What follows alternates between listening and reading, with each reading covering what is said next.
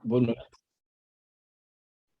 Ok, só clicar aqui. Boa noite a todos, mais uma vez.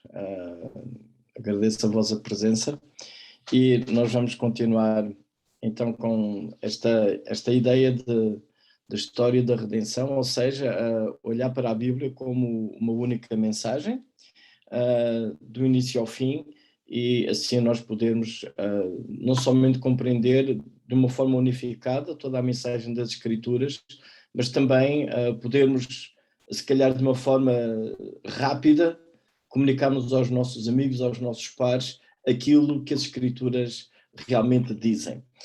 Eu vou aqui partilhar os meus slides, então, e sugiro também que vocês, se tiverem dúvidas ou queiram fazer perguntas, sintam-se à vontade para irem colocando as vossas questões. Eu penso que já estão a ver o meu ecrã. Então, esta ideia de plano de redenção, e se notarem ali aquela imagem, de facto é uma imagem que foi feita aqui pelas crianças da escola dominical, em que temos ali a história da redenção, como que toda a narrativa bíblica se encaixa num discurso que de facto vai desaguar à pessoa de Jesus Cristo, pois nele nós encontramos o cumprimento das promessas, a redenção, tudo aquilo que nós realmente precisamos para estarmos de novo unidos com Deus e termos paz com Deus. Nós, a semana passada, abordámos os dois primeiros capítulos, portanto a Bíblia inicia sem sequer discutir se Deus existe ou não existe, mas a Bíblia introduz Deus como o Deus criador, portanto assume a existência de Deus, e também tudo aquilo que existe, tudo aquilo que nós sabemos e que conhecemos é criado por Deus. Portanto, não há nada neste universo que seja autónomo ou independente ou autossustentável, digamos assim, nada disso existe. Deus é o criador e sustentador de todas as coisas. Essa é a apresentação que as Escrituras fazem, e nesse sentido Deus é soberano também sobre tudo.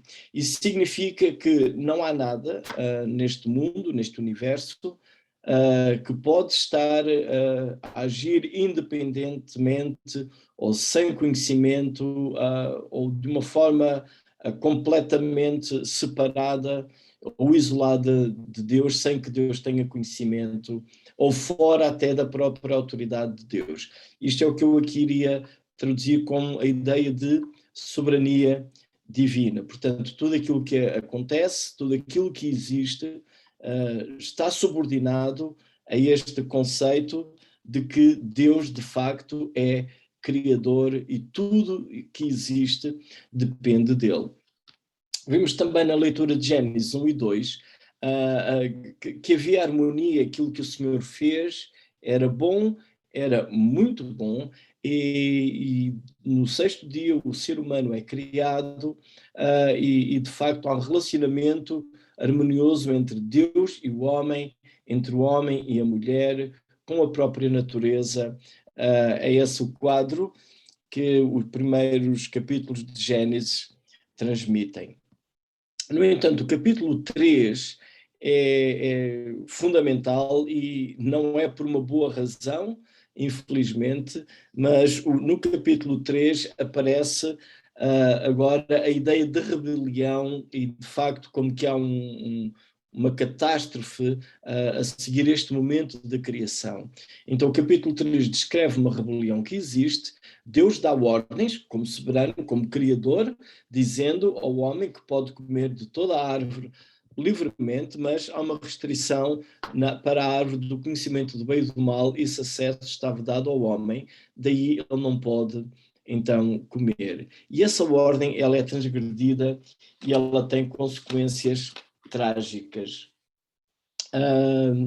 Eu queria ver se não seria pesado demais que ler todo o texto de Gênesis 3. Eu estou a resistir à tentação de ler todo o capítulo 3 de Gênesis, mas eu quero encorajar-vos a lerem todo este capítulo 3 de Gênesis. É bom lermos o capítulo 1, 2 e 3 de Gênesis, porque de facto traz aqui algumas consequências que são extremamente importantes e que levam ao desenrolar de todo o resto da Escritura. Primeiramente, então nós temos, logo no versículo 1, ora a serpente, sendo o mais astuto de todos os animais, e depois o texto continua a descrever toda aquela narrativa, e quando nós chegamos no fim do capítulo 3, o homem ele é expulso, ele está fora daquele ambiente que o Senhor tinha preparado para ele. Não lendo o texto, mas tendo aqui algumas divisões principais sobre este capítulo 3, eu estou aqui a considerar 4 momentos de maior, de agrupar as ideias do texto. Um primeiro momento do versículo 1 até ao 6, em que há realmente há uma má intenção de revolta contra Deus, e isto é patente na conversa que a serpente tem em relação à mulher e também na forma como isso é recebido. Depois as consequências iniciais dessa má intenção, o que acontece, do 14 até ao 19, maldições, elas são proferidas, e do capítulo 20 até ao 24, então há consequências a longo prazo. De uma forma mais detalhada, então, neste primeiro momento em que existe esta má intenção, há algumas coisas que eu queria destacar. Primeiro, a serpente não é um ser igual a Deus, como que se fosse do lado oposto, ou seja, Deus é um Deus forte e poderoso e tem um inimigo, digamos que igual a ele, mas num lado contrário, que é igualmente forte e poderoso. O quadro que nós temos aqui não é esse. O quadro que temos, segundo aqui o versículo 1 diz, a serpente era o mais astuto de todos os animais do campo que o Senhor Deus tinha feito. Então nós estamos a lidar com uma espécie de um Deus criador mau e um Deus criador bom, ou um Deus todo-poderoso bom e um Deus todo-poderoso mau. O quadro que Gênesis tem aqui não é esse. Satanás não é alguém, digamos que à mesma altura de Deus, ao mesmo nível de Deus. Ele é, como todo o resto, um criado dependente de Deus.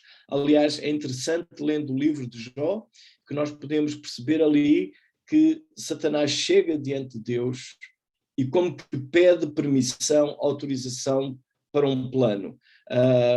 Então, esse é o primeiro conceito que nós devemos aqui apanhar em Gênesis, que quando nós lemos acerca de Deus e nós lemos acerca de Satanás, não temos que ter aquela noção de que talvez um dia as coisas compliquem, porque Deus tem um adversário à altura dele.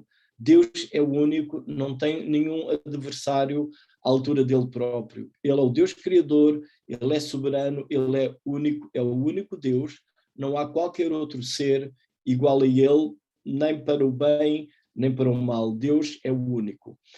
Outra coisa que de destaque neste livro, neste capítulo, é que Satanás nega aquilo que Deus disse. Ele faz várias insinuações, e não temos muito tempo para tratar aqui desses pequenos detalhes, que são grandes detalhes por sinal, mas num dado momento ele diz, é certo que não morrereis. Ou seja, se Deus diz uma coisa, esta má intenção e esta arrogância de Satanás é precisamente desdizer aquilo que Deus disse.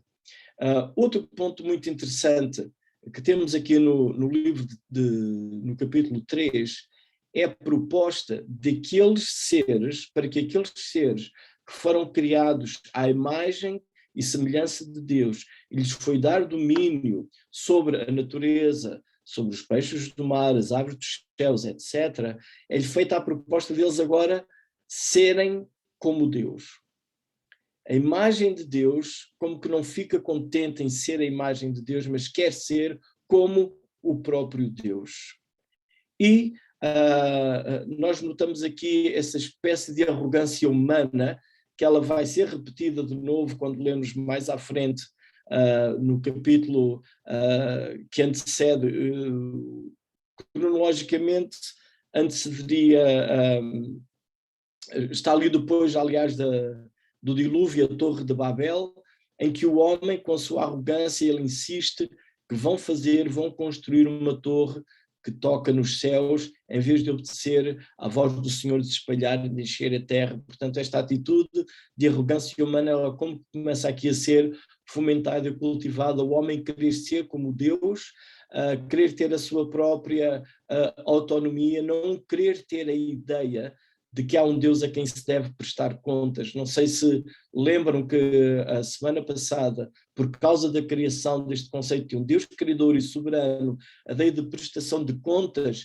por exemplo, que é mencionada em Eclesiastes, ela está ali incluída, implícita, e aqui o homem está a querer sair disso. Ele não vai mais ter que prestar contas, ele agora pode ser como Deus, conhecendo o bem e o mal, estando ele capacitado para tomar as suas próprias decisões.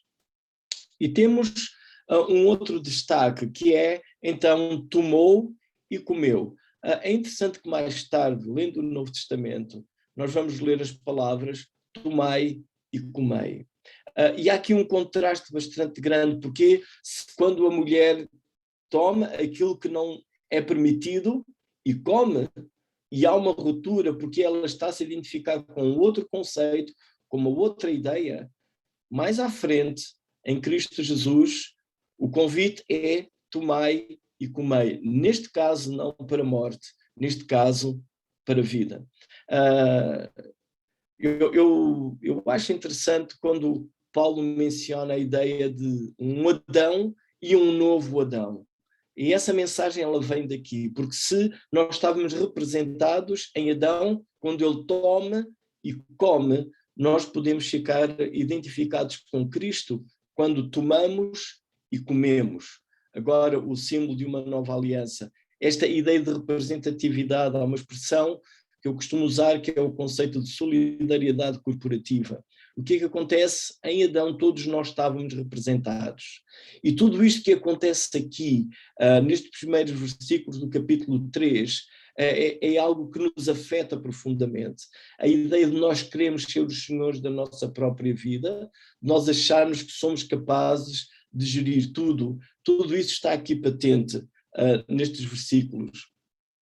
Em segundo lugar, do 7 até ao 13, nós temos aquelas consequências iniciais interessantes. Medo é imediato, é a primeira emoção que nós temos mencionado aqui. O homem tem medo quando ouve a voz de Deus. Aquilo que seria a alegria do ser humano estar com o seu Criador passa a ser incómodo, passa a dar medo e ele esconde-se.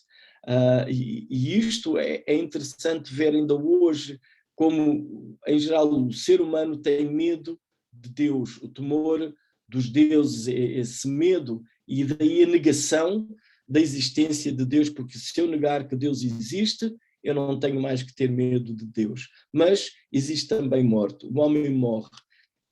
Eu creio que nós às vezes temos dificuldade em entender estes conceitos de morte, de morrer, mas de facto o homem aqui morreu mais à frente, na última secção, ele é expulso do jardim, deixa de ter acesso à árvore da vida. E aqui outra vez entra um problema de cosmovisão da nossa parte. Nós somos extremamente influenciados pela nossa sociedade. E na nossa sociedade, a maneira como nós lidamos, e infelizmente eu hoje estive num funeral e vi pessoas ali a chorar, porque alguém querido delas morreu. E ver alguém naquele estado causa dor.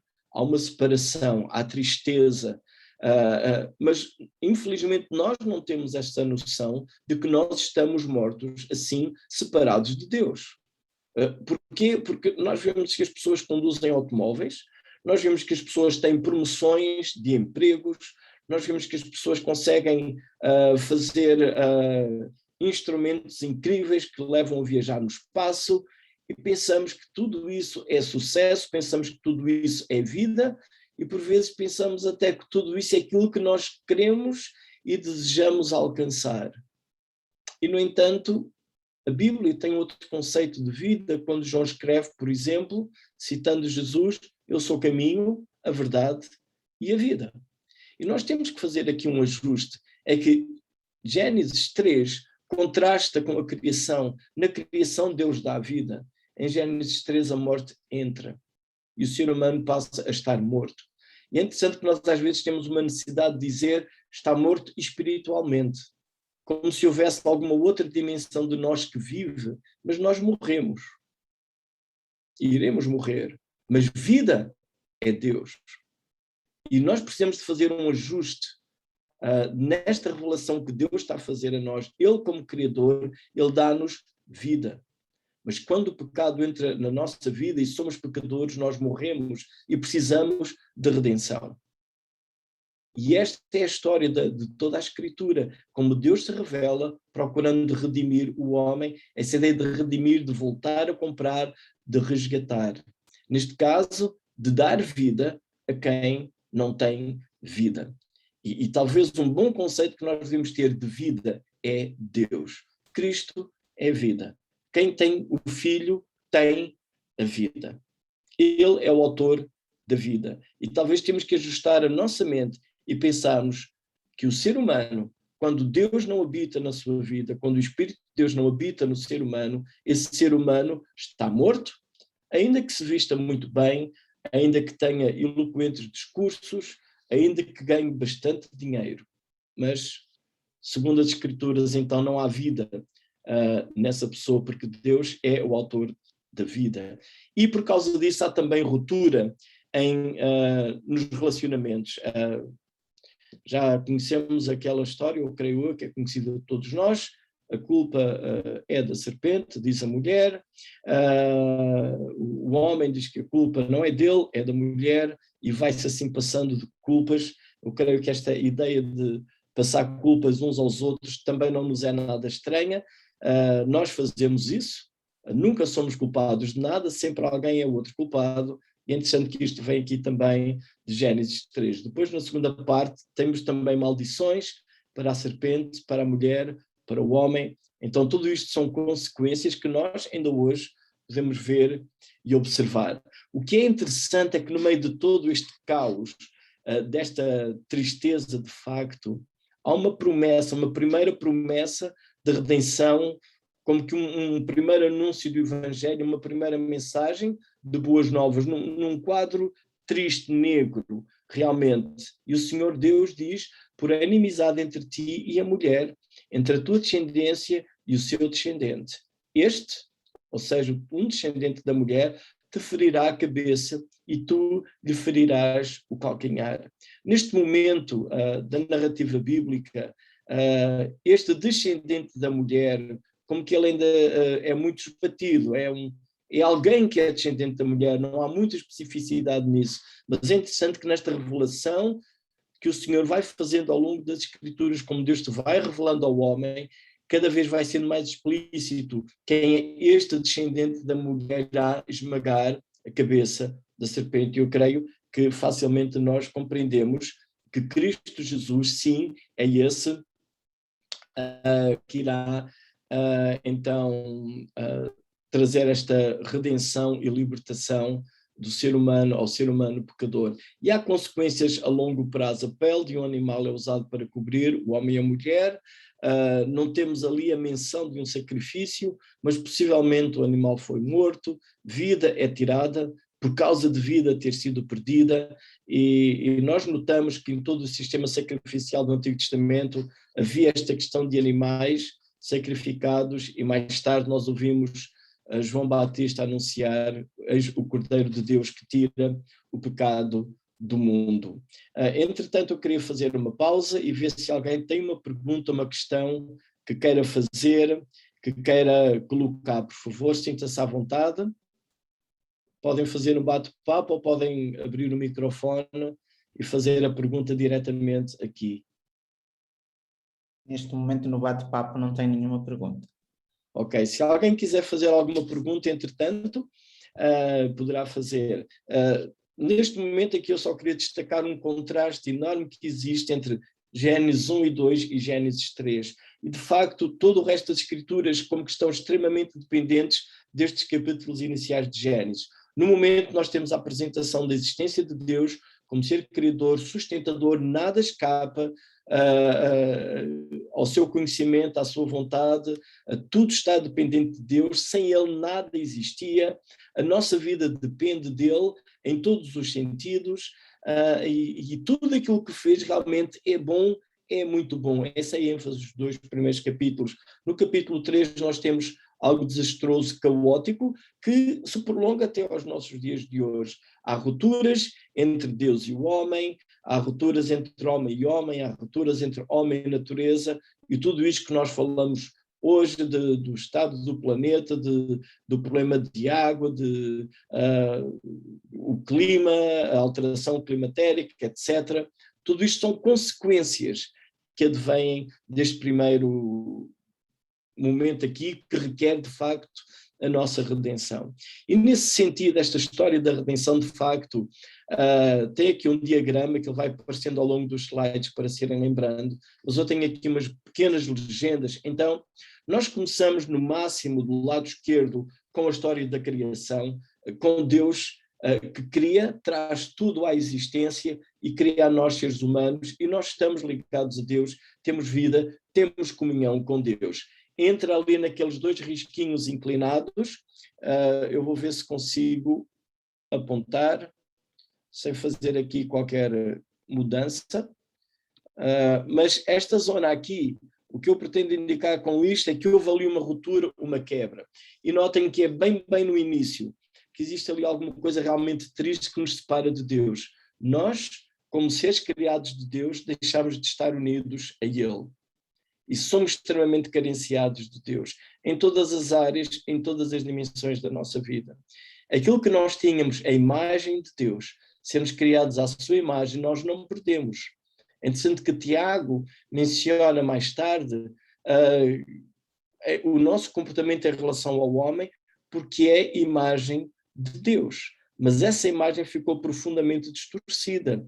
O conceito de amor, de justiça, seja do que for, tudo isso ficou deturpado. E aquilo que nós pensamos que é extremamente justo e extremamente amoroso da nossa parte, não é tão bom quanto nós pensamos, por causa desta questão que o pecado nos afeta. E onde notar que ao longo desta linha vai havendo vários momentos de redenção da humanidade, de salvação, podemos ver na questão do dilúvio ou na saída de Israel do Egito, em que Deus volta a formar o seu povo e redime-o, liberta-o. Depois nós temos a apresentação de Deus como um rei soberano durante o tempo da monarquia, mais ou menos aqui viveu Davi, cerca do ano 1000 a.C., depois irei ter outros diagramas com algumas datas, mas mesmo assim esse reinado não é o reinado de Deus num sentido pleno.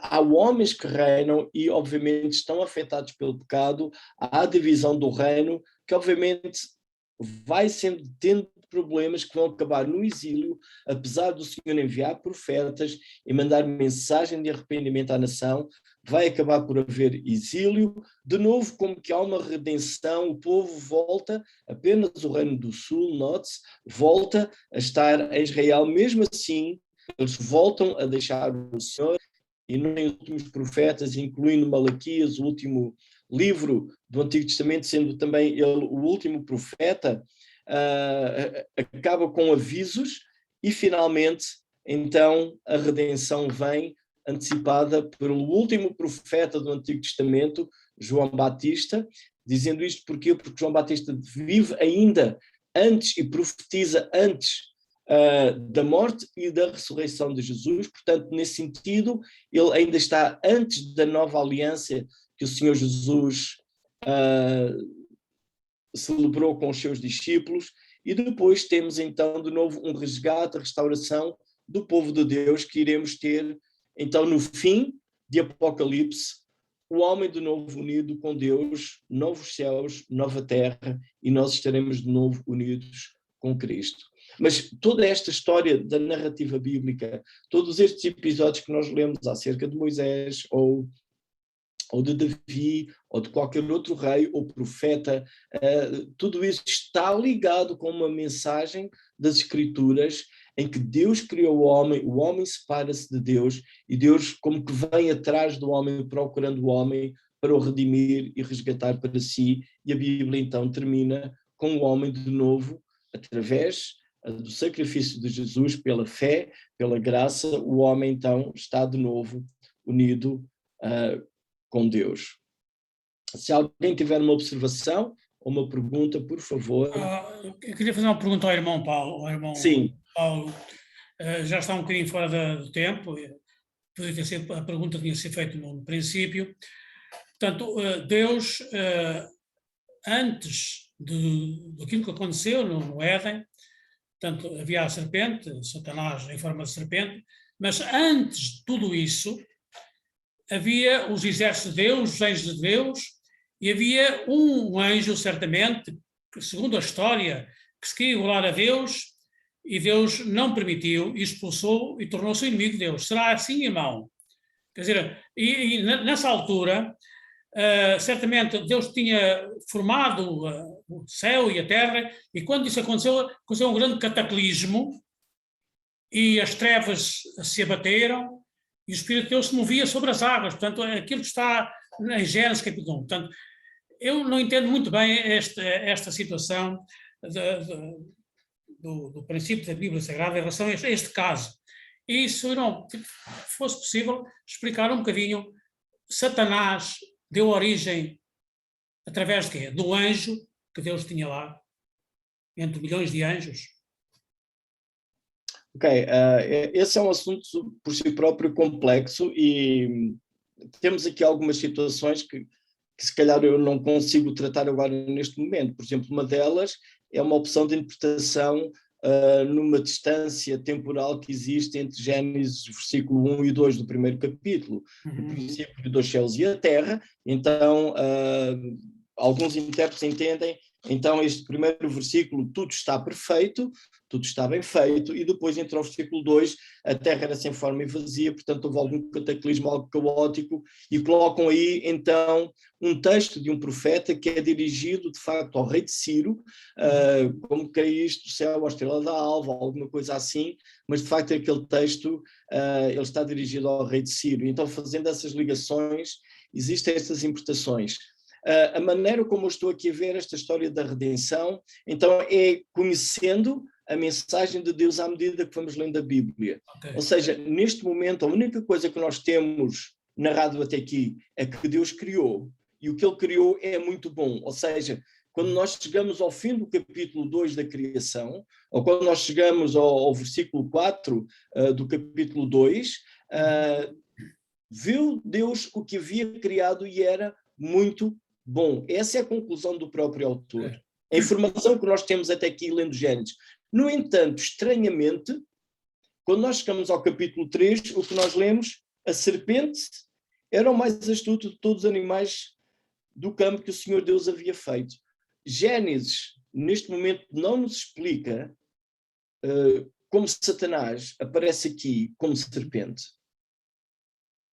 Portanto, nós para concluirmos alguma coisa de diferença entre Gênesis 1 e 2, ou indo para Isaías e concluir ao outro texto, concluir que um anjo criado bom caiu, pecou e arrastou-se, se calhar também, recorrendo ao Apocalipse, um texto das estrelas do céu. Então nós temos que estar a recorrer a outros textos da Bíblia, e para este momento aqui de estudo, não vai ser possível agora entrar nestas questões, porque há muitas opiniões sobre isto. Okay?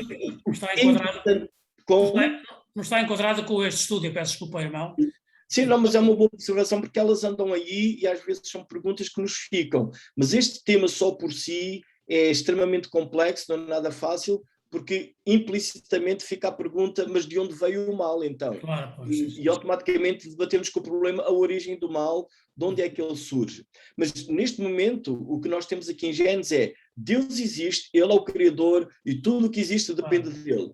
Portanto, se existe alguma outra coisa, se existe uma serpente, ela não é um adversário igual a Deus, é inferior a Deus sempre. Diz que ela foi criada. e o que temos aqui é uma sedução de um homem que era criado à imagem de Deus com autoridade para dominar sobre todas as coisas. Ele vai se submeter a uma outra ideia e vai se identificar com um outro conceito, qual é ele próprio ser igual a Deus. Ele ser o conhecedor do bem e do mal. A grande diferença é que Deus conhece o bem e conhece o mal sem ter que experimentar e praticar o mal. E o homem, ao ceder a este convite e a ter esta ambição de ele próprio ser como Deus, ele vai conhecer o mal, mas pela experiência. E se nós hoje sabemos o que é o mal, é porque o experimentamos. Não somente o experimentamos no sentido de o sofrermos, mas nós experimentamos também o mal no sentido de o praticarmos. Claro que sim. Ok, irmão. E esta é a mensagem até aqui de Gênesis. Daí esta necessidade tremenda de redenção. Talvez um outro tópico que a gente pode desenvolver um dia, irmão, e outros podem até contribuir também, é debatermos estas questões, de onde surgiu o mal, como é que os seres celestiais foram criados. Nós aqui estamos a desenvolver alguns pontos na teologia sistemática, e nós aqui já abordámos a questão da origem dos seres celestiais, bons e maus. Talvez de uma forma mais breve, que tentamos abordar. Se me lembrarem, por favor, lembrem-me, mas nós podemos dar aí ao irmão uma pequena folha que nós temos cada semana e este tema está incluído. Faremos isso com todo o gosto. Muito obrigado, irmão. Desculpa esta observação. Então, eu agora estou um bocadinho aqui descontrolado no meu tempo, se alguém me puder ajudar. Mas vou continuar, então. Nesta ideia de mensagem da redenção, nós podemos pensar também um termo mais complexo, que poderá ser teologia bíblica. Já devem ter ouvido falar em teologia sistemática. Teologia sistemática, por exemplo, vai agrupar assuntos de uma forma, digamos que a nível de ideias. Podemos pensar primeiramente teologia, o que é que se trata da Bíblia, depois Deus Pai, depois Deus Filho, depois Deus Espírito Santo, depois anjos, demónios, questões que podem ir sendo assim abordadas. Na teologia bíblica, o que procura a teologia bíblica é, à medida que se vai lendo a Escritura, vamos percebendo quem é Deus.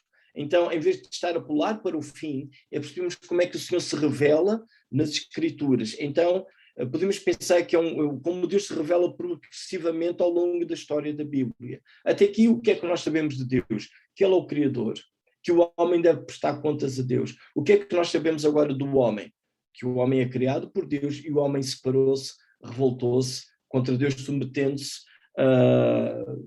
neste caso, à sugestão de Satanás.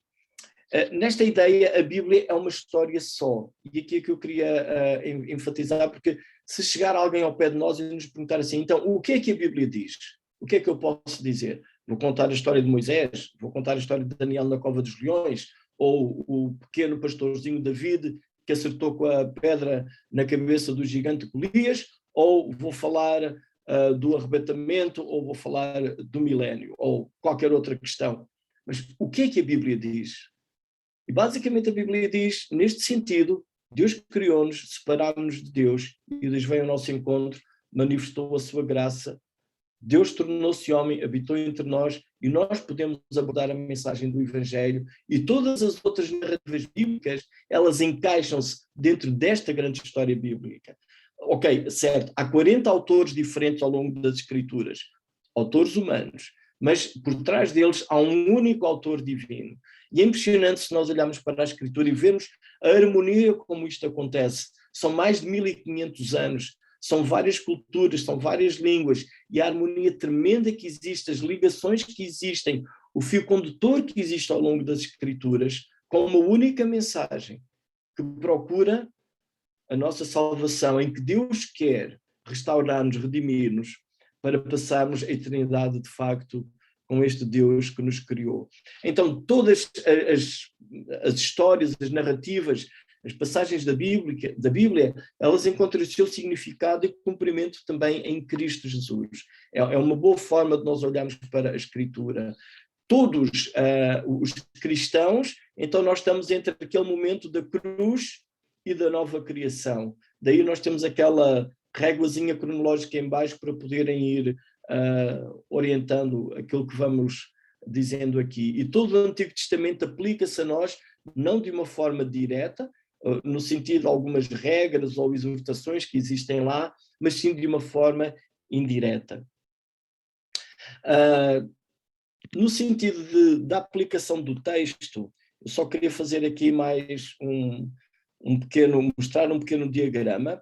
Então, o que é que nós temos? Nós temos um texto antigo, o texto original que foi escrito na língua hebraica ou na língua grega, conforme sendo o Antigo ou o Novo Testamento, havendo uma pequena parte em aramaico do Antigo Testamento. E nós temos hoje os ouvintes do século XXI que estão a sofrer os problemas climatéricos, tivemos uma pandemia, temos um mundo unido globalmente pelos meios de comunicação, etc, etc, etc. Pronto, temos um homem do século XXI aqui numa Europa pós-cristã e temos estes textos que nós chamamos de Bíblia Sagrada, que queremos que são inspirados por Deus, que é a sua mensagem para nós. Então, o que é que nós devemos fazer? Olhar para o texto, ler o texto. Em vez de andarmos com ideias que nós vamos ouvindo daqui e dali, pegamos realmente no texto bíblico, lê-lo, estudá-lo, aquilo que se chama exegese, ou seja, eu tenho o texto da Escritura e ao ler um texto, ao ler um determinado parágrafo, então eu vou procurar compreender o que é que isto aqui diz, dentro do seu próprio contexto, do que está antes e depois. Discernir a mensagem.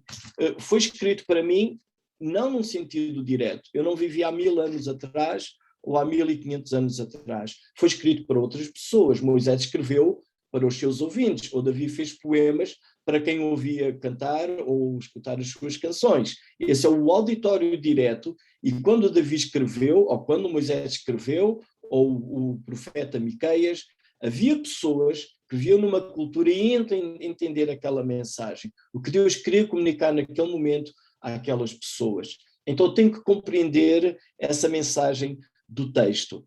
E aí depois eu tenho que interpretar o texto, como é que ele se liga todo ele, ou seja, não há um texto na Escritura que está apenas independente, ou como Pedro diz, que é de particular interpretação. A Escritura interpreta-se ela própria.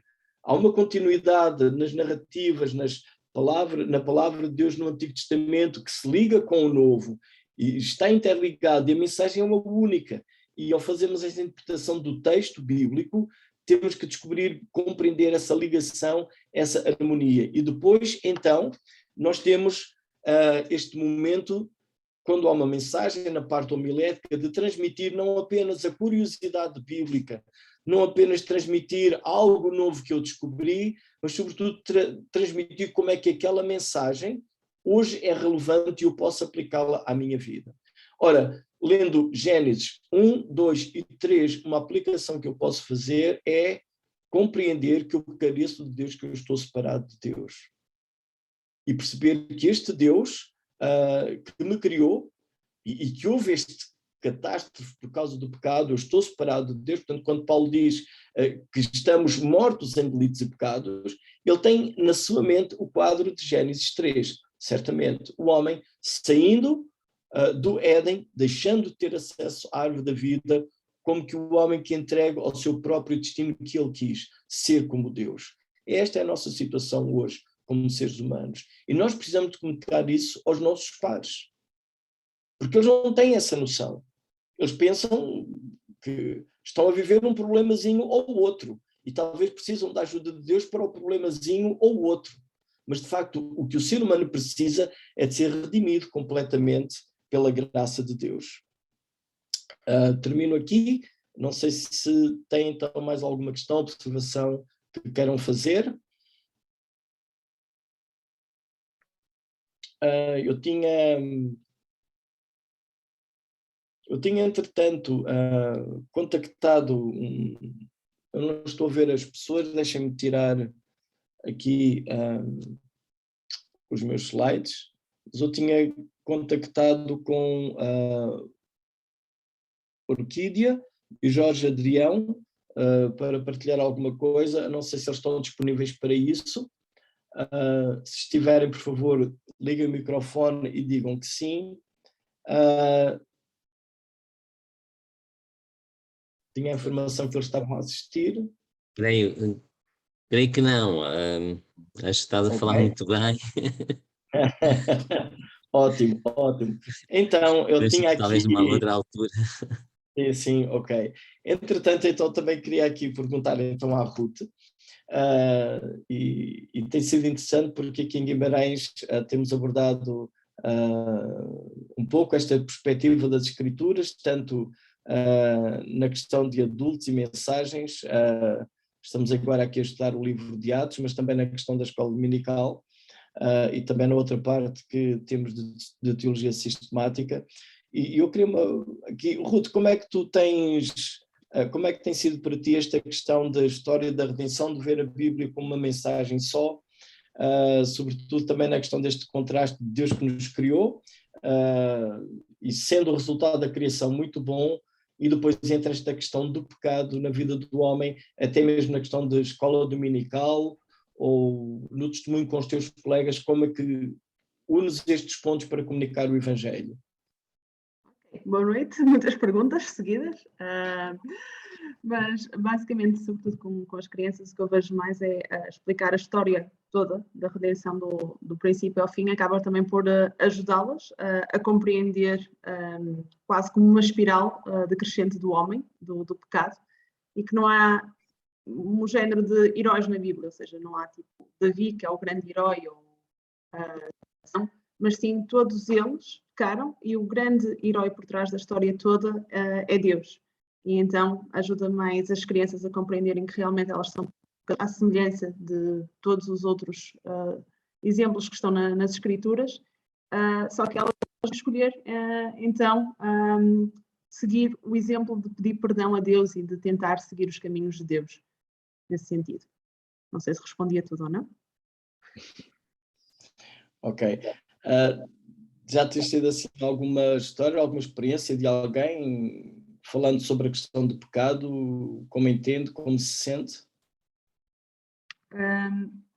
Okay. Ainda há pouco tempo tive uma situação, uma colega minha, fomos viajar as duas juntas para a Itália, e foi engraçado que enquanto visitávamos lá igrejas e catedrais e tudo mais, ela admitia e dizia que tinha medo do géniozinho mau, não é? Que cada um de nós tem, do mal que a gente possa fazer, e essa parte do pecado, acho que ela conseguia entender muito bem, que realmente todos somos pecadores, temos a tendência para o mal.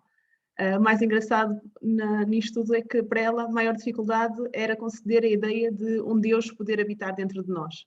Ou seja, ela concebia a ideia que era má, sim, que era pecadora, mas então Deus sendo santo não vai habitar em nós de forma nenhuma. Isso ela não conseguia compreender. Tem que ser um ser muito espiritual, muito iluminado para realmente Deus poder habitar em nós. Obrigado. É interessante que ela não é crente, não é? Então, mas tem essas noções. Sim, e acho que isso acaba por ser uma noção transversal a quase toda a gente. Ok. Eu creio que se nós pegarmos nesta narrativa bíblica, que somos criados homem pecou, iremos ver mais, por exemplo, quando nós chegamos a alguns momentos nas Escrituras, quando Jacó abençoa os seus filhos e fala já em reinado, mais tarde em instaurado o rei, e temos que ver o contraste entre o primeiro rei e o segundo rei que Israel tem, em que o primeiro de facto e o segundo, digamos assim, porque é a continuidade, não é tanto uma escolha que alguém reine sobre eles, outra vez esta necessidade do homem não querer que Deus reine, porque o suposto rei deveria ser o Senhor, e eles querem ser como as outras nações. Portanto, tudo isto são elementos que nós podemos ver um Deus que cria e que nos procura e nos quer para ele, e um homem que constantemente está rebelde, como que a tirar de cima de si próprio esta presença de Deus. A palavra que veio à minha mente é mais a arrogância humana, algo que está em nós, que não queremos estar subordinados a um Deus que nos criou. No entanto, por outro lado, a graça está presente. Neste capítulo 3, em que é preferido maldições, em que há consequências graves para Adão e Eva, e eu não consigo imaginar o que aconteceria na mente e no coração de Adão e Eva naquele momento, ao ouvirem e terem noção de tudo o que aconteceu, deve ter sido algo... Não sei como é que eles recuperaram sem ter um psicólogo, por exemplo. Deve ter sido algo tremendo para eles. Mas o que me impressiona é que no meio deste quadro, o Senhor diz que alguém, descendente da mulher, irá finalmente esmagar a cabeça da serpente. Há esperança? Há. Há um Deus que está a rejeitar o homem, a pô-lo de lado e nunca mais o quer ver? Não. Parece que não se consegue... o que eu vou dizer aqui não interpretem como uma afirmação teológica, ok? São daqueles exageros, e não me citem, mas dá a ideia que nas Escrituras não se consegue ser suficientemente mau para ser rejeitado por Deus. Agora, por favor, entendam o que eu estou a dizer, não me vão citar assim, fora de contexto, mas a graça de Deus sobre nós e a maneira como Deus... Por um lado é gracioso e envia uma promessa de redenção em Gênesis 3,15, mas por outro lado não permite que o homem continue a viver no jardim do Éden e tenha acesso à árvore da vida. Então, lendo mais tarde, quando Paulo menciona a bondade e a severidade de Deus, em Gênesis 3 nós temos um quadro da bondade e da severidade de Deus. E estas ideias que nós, quando lemos Romanos ou outros livros do Novo Testamento, que os autores do Novo Testamento mencionam, é porque eles conheciam todo este Deus que se ia revelando no Antigo Testamento. E uma das coisas que nós temos aqui em Gênesis 3 é um Deus, sim, que vai cumprir a sua promessa. O homem morre, ele é expulso do jardim, é-lhe tirado o acesso à vida, mas ainda assim há a bondade e há a graça. E Deus manda uma promessa de redenção e permite que o homem saia e continue a comer e a respirar ar, apesar de ter havido a ruptura entre ele e Deus. E isto também nos ajuda a compreender o quê? E vou tentar terminar com estas duas ideias. Por um lado, eu e os meus amigos e os meus vizinhos somos iguais, no sentido em que todos nós somos criados por Deus e todos nós somos criados à sua imagem e semelhança. Podemos ser mais religiosos, menos religiosos, seja lá como for, mas todos somos criados à imagem e semelhança de Deus, mais simpáticos ou antipáticos, sou igual a eles. Por outro lado, eu também sou igual a eles na questão do pecado. O pecado afeta a vida deles, afeta e tem atitudes que afetadas pelo pecado, têm, mas eu também tenho. E outro ponto em comum é que eles precisam da redenção? Sim, precisam. E eu também preciso. E eu precisei da graça de Deus sobre mim e continuo a precisar da graça de Deus sobre mim e os outros. Precisamente a mesma coisa, precisam da graça de Deus sobre ele. Então, lendo Gênesis 1, 2 e 3, em vez de eu pensar eu agora estou aqui muito bem, os outros estão todos lá muito mal, podemos apenas perceber, todos nós somos seres dependentes de Deus. Ruth, tu tens uma dinâmica que podes ilustrar isto? Sim, eu normalmente com as crianças eu gosto de fazer coisas que elas possam ver, experimentar e experiências, porque elas fixam melhor as ideias, sobretudo até aos 10 anos elas não têm tanto a noção do abstrato, então dizer o que é perdão, o que é pecado, às vezes torna-se um bocadinho complicado para ela, assim no sentido abstrato. Então, uma das coisas que eu faço é explicar como Deus nos criou e a consequência do pecado. Então, vou começar aqui, e agora imaginem que vocês são crianças. Então, Deus criou-nos, não é? E nós somos assim, como um copo de água, quando Ele nos criou, puros, sem defeito. Deus criou-nos e disse que a sua criação, então, era muito boa. E nós não tínhamos pecado algum, porque tudo quanto Deus faz, então, é perfeito. No entanto, e aqui, só um bocadinho, que eu tenho que mostrar para a câmara, no entanto, o homem pecou. E então, Adão e Eva comeram do fruto da árvore e pecaram. E o pecado começou então a manchar a nossa vida, não é?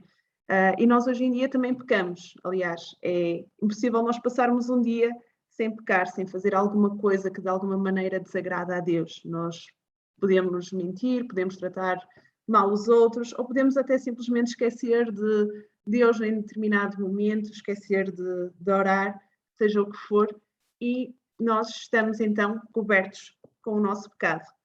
E o pecado então vai nos tornando assim, turvos, vamos ficando manchados, e nós estamos separados de Deus, e não somos então a criação tão limpa como tínhamos há um bocado. Como o Paulo há um bocado disse, a imagem e semelhança de Deus ficou distorcida e nós ficámos assim, também turvos. Mas, felizmente, Jesus veio. E Jesus, então, esse sim, mesmo que ele não tenha mais mãos, com licença, Jesus esteve connosco, esteve aqui no mundo, mas ele não pecou. E o pecado a ele não fez rigorosamente, o mundo viver no pecado, não fez rigorosamente nada, e ele conseguiu viver aqui a vida inteira sem pecar. E quando nós temos então Jesus na nossa vida, nós ficamos limpos, voltamos a ser restaurados, voltamos a ser aquela criação que Deus nos fez completamente, então, transformados. Claro que estamos aqui neste mundo e vamos pecar novamente e vamos estar sujeitos ao pecado, mas como temos Jesus connosco, mesmo que pecamos, ele promete então que ele pode nos limpar e pode nos perdoar de todo pecado. Não sei se deu para perceber aí na câmara. E agora lembrei-me daquele texto que diz que o sangue de Jesus Cristo, seu Filho, nos purifica de todo o pecado. Uma questão também importante nós percebemos acerca deste conceito de pecado. Por vezes nós associamos muito... Aliás, obrigado, Ruth. Magia. Obrigado, é uma boa forma de explicar o Evangelho. E, de facto, é interessante esta ideia de perdão. Eu não sei se nós próprios conseguimos olhar para nós e recebemos o perdão de Deus. Todos nós temos consciência do nosso passado e presente. Eu não tenho consciência do meu futuro, não é? Podemos até ter medo. Mas todos nós temos uma noção. E eu não sei se todos nós conseguimos olhar para a nossa própria vida, para nós próprios, para o nosso caráter, as nossas ações, ideias, pensamentos, desejos, tudo isso no passado, e olharmos para a graça de Deus e para Cristo em nós e ver-nos perdoados, ver-nos justificados, ver-nos pessoas limpas. Ou se por vezes ainda há medos, ainda há males, ainda há erros, ainda há coisas que atormentam a nossa vida. E quando isso está na nossa vida, de facto, ainda não estamos libertos do pecado. De alguma maneira, o pecado ainda está a prender-nos. Ainda estamos a viver num momento em como que, se não, sendo redimidos, digamos assim, ainda não fomos. Ainda somos atormentados. Ou seja, talvez o grande rei, que Jesus contou a história, o rei perdoou a nossa grande dívida. Mas nós ainda não conseguimos perdoar a dívida a nós próprios nem aos outros. E quando nós chamamos aos outros injustos, devemos pensar que nós também somos. Quando nós chamamos aos outros ou pensamos que os outros são alguma coisa, devemos pensar que nós somos iguais. Mas pela graça de Deus somos perdoados. Pela graça de Deus, pelo sangue de Cristo Jesus, nós podemos ser perdoados. E podemos ser cooperadores de Deus nesta mensagem de redenção, não apenas em comunicá-la, mas também em vivê-la. Por exemplo, como é que eu posso mostrar a alguém o perdão de Deus? Talvez uma forma de eu poder mostrar aos outros o perdão de Deus é eu viver perdoado. Perdoar a mim próprio e perdoar os outros. Sem estar com receios das palavras, dos atos, das ofensas que me fizeram. É uma forma prática de eu poder mostrar o perdão de Deus, porque quando eu professo verbalmente que Deus perdoa e, no entanto, eu não consigo perdoar, eu estou a ter uma inconsistência nas minhas afirmações. O mesmo pode-se aplicar ao amor de Deus. E também a ideia de pecado não é apenas, como às vezes nós associamos muito, fazer algumas ações. Eu fiz uma coisa, eu pequei porque eu fiz a coisa. Meus amados, às vezes nós pecamos porque não fazemos. sabem que a nossa capacidade para pecar é diversa. Nós pecamos porque fazemos, é verdade. Não matarás, se eu matar eu peco. Mas há outras coisas que nós devíamos fazer e não fazemos. Aquele, pois, que sabe fazer o bem e não faz, peca. Outra questão é que nós, às vezes, fazemos até a coisa certa, a coisa louvável e nobre. Mas a motivação com que a fazemos é triste, é lamentável. A motivação não devia existir. No Sermão do Monte, Jesus diz: não sejam como os hipócritas quando dão a esmola. Significa que eu não devo ser compassivo e ajudar o próximo? O problema ali não é o dar esmola, é a motivação com que se dá. Espera-se que haja uma trombeta que toque, e a razão de eu dar a esmola não é compaixão. É alguém ouça a trombeta e venha dizer uau, ou pense uau, o Paulo é um coração mole, não é? Uma carteira gorda e um coração tão meigo, não é? E já estragou tudo. Então há várias formas e, sobretudo, não é apenas aquilo que se faz, mas é a nossa condição. É a nossa condição e precisamos dessa restauração, dessa redenção plena e deveríamos vivê-la. Em Cristo Jesus viver a plenitude da presença do Espírito de Deus em nós.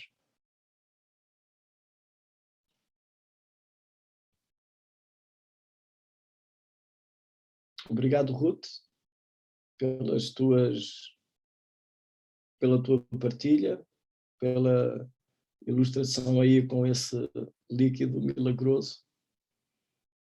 Estavam só a perguntar no bate-papo como é que era. Então, o copo inicial que Deus nos criou é água, simples. O pecado é betadine. E Jesus é lexívia. Pronto. E a lexívia nunca fica pintada com betadine. É só isso. Ok, só um pequeno detalhe. Quando forem partilhar o Evangelho, não digam que Jesus é lexívio, ok? É uma lexívia que deixa tudo branco. Não sei se mais alguma pergunta. Pelo menos aqui no bate-papo não está aqui nenhuma. Não sei se alguém quer até ligar o microfone e fazer essa pergunta, não por escrito, mas... Eu só queria, desculpem lá, eu estar a monopolizar, eu só fazer perguntas, mas o apóstolo Paulo sofria muito, porque ele diz aquilo que ele queria não fazia, não é? Sofria na carne. Mas ele tinha outro dizer, outro falar, as coisas velhas já passaram e isso tudo se fez novo. Portanto, ele quando se converteu ao Senhor, tudo se fez novo e passou a ser um homem novo na pessoa do nosso Senhor Jesus Cristo. Mas ele sofria de facto, e nós também sofremos, nós somos iguais, somos feitos da mesma massa, como ele era, e diz em Romanos, no capítulo 7, 16, salvo erro, diz assim: e se faço o que não quero, que sinto com a lei que é boa. Não é aqui, não é que eu queria ler aqui. É o 15. Porque o que eu faço, não o provo. Pois o que quero, isso não faço. Mas o que aborreço, isso faço. Portanto, o apóstolo Paulo estava aqui numa luta tremenda entre a carne e o espírito. E ele sofria muito com isso. Portanto, é a nossa experiência também, diária também, nós somos crentes, lavados no sangue do nosso Senhor Jesus Cristo, mas a nossa carne peca todos os dias, mas temos um espírito que nos toca, que fazemos mal, prevaricamos, temos palavras, às vezes, que aborrecemos os nossos irmãos e provocamos, enfim. Mas o Espírito Santo diz, olha, tu tens que pedir perdão àquele a quem ofendeste, ao contrário daqueles que não conhecem Cristo, passa como que seja uma coisa normal, não é? Nós temos esta vantagem e somos diferentes nisto tudo. Graças a Deus. Obrigado, irmão, pela sua explicação. Obrigado. Eu duas coisas.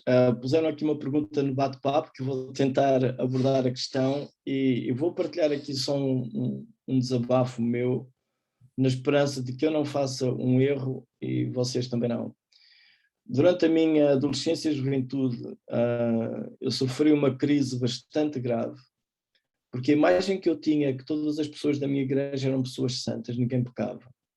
Nunca ninguém orava na igreja pedindo perdão porque tinha pecado naquele dia. Nenhum domingo ou nenhum dia de semana, nenhum crente daquela igreja disse que eu ouvisse Deus, eu pequei. Cada vez que eu ia à igreja, eu sabia que eu tinha pecado naquele dia. Fosse domingo de manhã ou um dia de semana à noite. Não importa a hora. Fosse qual fosse a hora, eu tinha a noção que eu já tinha pecado. E eu orava, e Deus, eu não quero pecar mais, mas eu sabia, no dia seguinte eu já ia pecar de novo.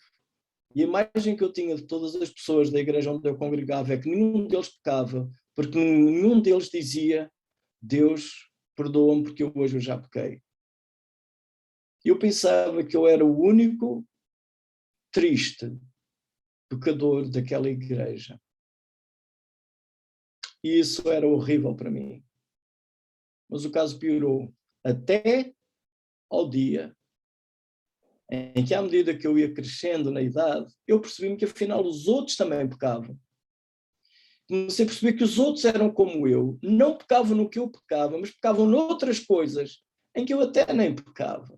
Só que não diziam e procuravam dar uma imagem de que não pecavam. E esta noção fez mais mal do que a primeira.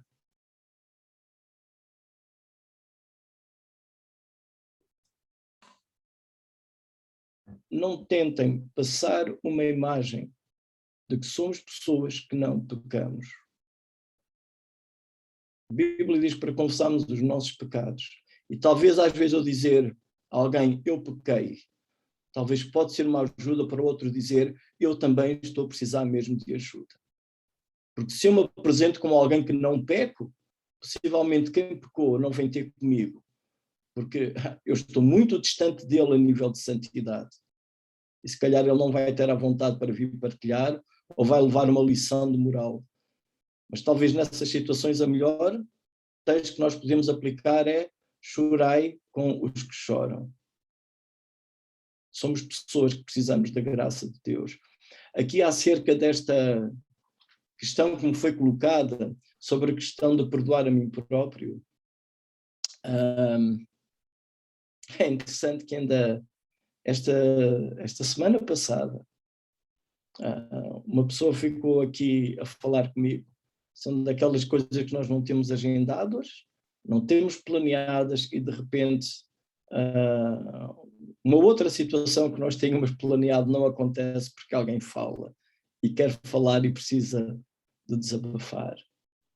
E a questão era precisamente quem eu sou, o meu valor, e isto está relacionado com o perdoar a mim próprio. A questão é que, quando lemos Gênesis 1 e 2, Deus é o Criador, Ele faz as coisas, Ele sabe a verdade, Ele pode dizer haja luz e a luz existe. E Ele dá ao homem ordens para comer de uma árvore e de outra não, e nós devemos aceitar essa verdade de Deus. E talvez a melhor maneira que eu encontro para perdoar a mim próprio é eu perceber o que Deus diz sobre mim. Eu posso ter uma imagem de mim próprio, uma noção de mim, baseada em 2 ou 3 elementos. Um deles é aquilo que vocês dizem de mim. Eu vou avaliar-me por aquilo que vocês dizem de mim. Eu sou bom, eu sou mau, eu faço isto, eu faço aquilo. E eu posso achar que eu sou boa pessoa conforme as vossas reações para comigo.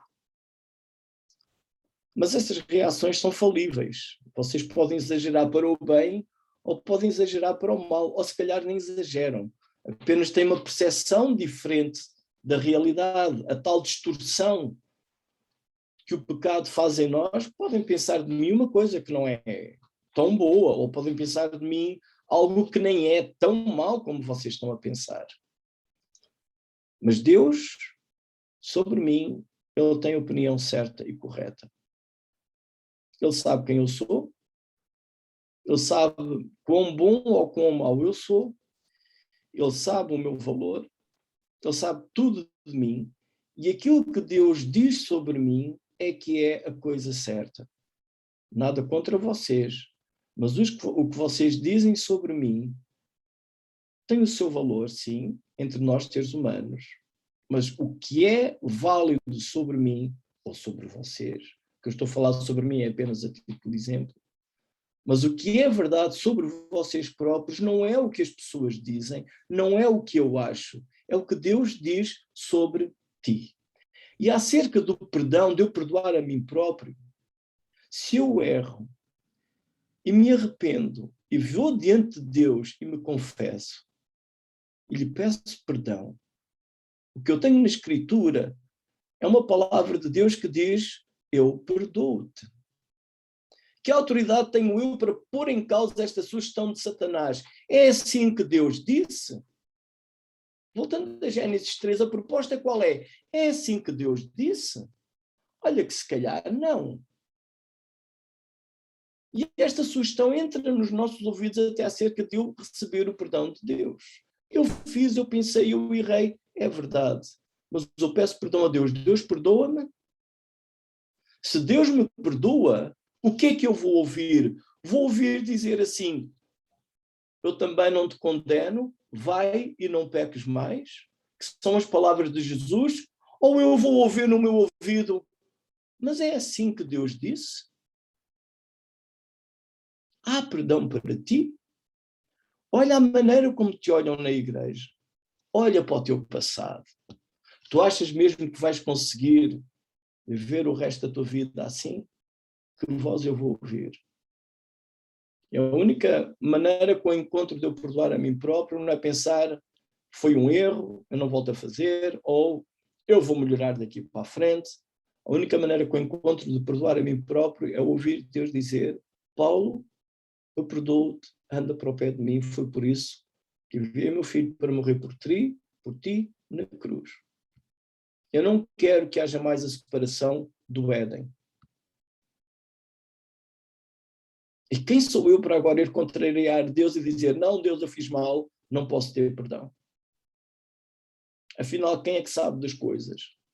Sou eu?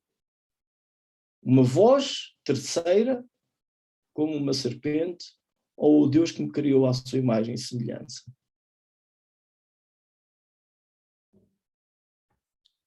Por isso, perdoar a mim próprio, acho que o único impedimento é eu não reconhecer o meu pecado, eu não confessar o meu pecado diante de Deus. Porque quando eu reconheço o meu pecado e confesso o meu pecado diante de Deus, eu sempre lembro aquelas palavras de Jesus: vai e não peques mais, eu também não te condeno. E essas palavras não é apenas Deus preferi-las a mim, nós também deveríamos preferir aos outros.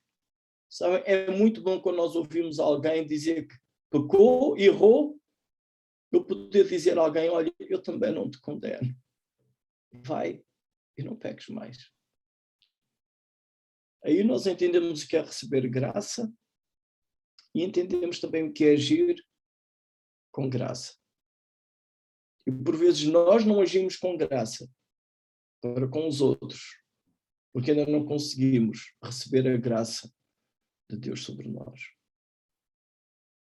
E eu gostaria que pudessem pôr mesmo no vosso coração: perdoem-se, não porque a coisa foi pequena, não porque não se volta a repetir, não é isso.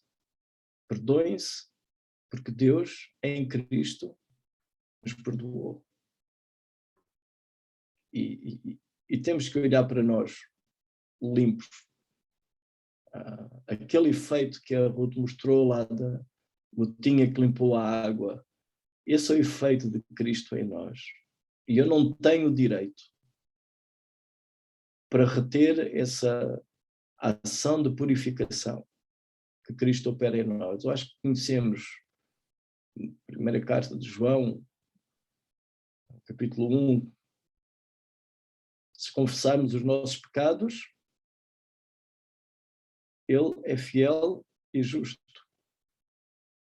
para nos perdoar e purificar. não temos autoridade, não temos o direito para retermos um castigo, uma amargura, uma dor, uma penalidade sobre nós próprios ou sobre outros que Cristo, na sua graça, retirou. Isso é inverter o Evangelho. E não podemos fazer isso. Mais alguma pergunta?